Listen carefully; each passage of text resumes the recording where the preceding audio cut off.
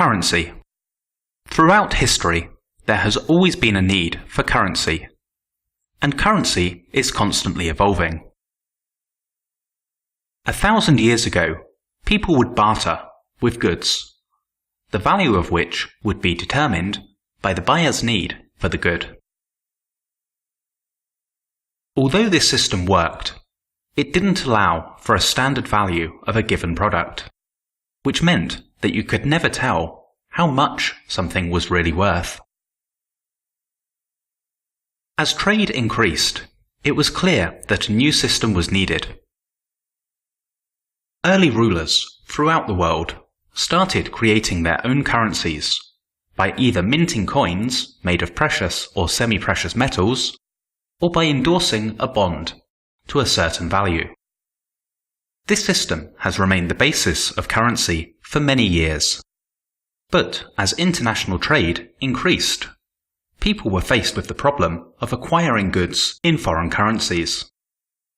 The problem was resolved by the implementation of the exchange rate system, which in its current form allows countries to manage their currency in a variety of manners, and for the individual provides a clear and easy method to transfer money from one currency into another. However, in recent years we have seen the introduction of a common currency in the euro. The idea of a common currency allows for easier trade between countries and removes the variable of exchange rate values and doesn't require the exchange of one currency into another. With more and more countries taking the euro as the official currency, it is gaining strength and stability. It can even be seen in countries such as Cuba and North Korea as a second currency. At around the same time as the modern exchange rate system was being created, another major change in currency was taking place. Between 1950 and 1980, credit cards and then debit cards were introduced in many countries. These cards give users the possibility of paying for goods directly from their bank accounts without the need for actual currency. The difference between the two is that charges on debit cards are instantly transferred from a designated bank account, while credit cards accrue over the month and leave the user in debt.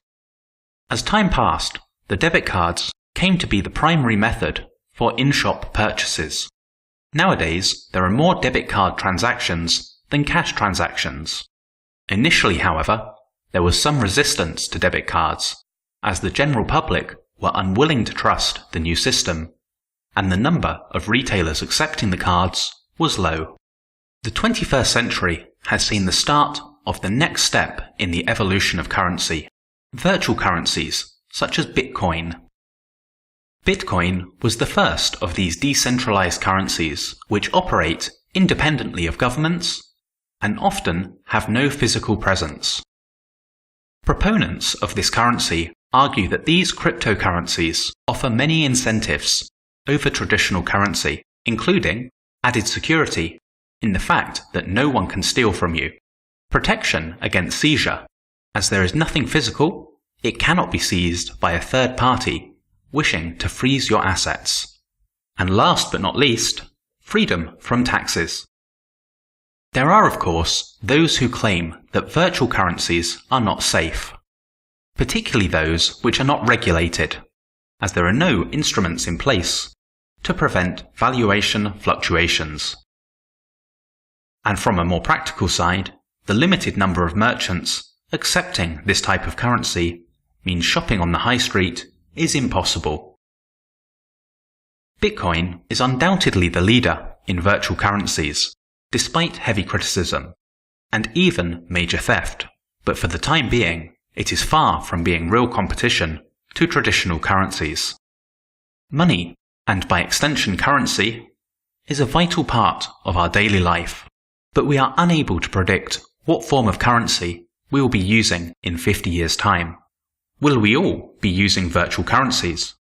Or will we have gone back to barter? Will there be one global currency? Or will each country have their own?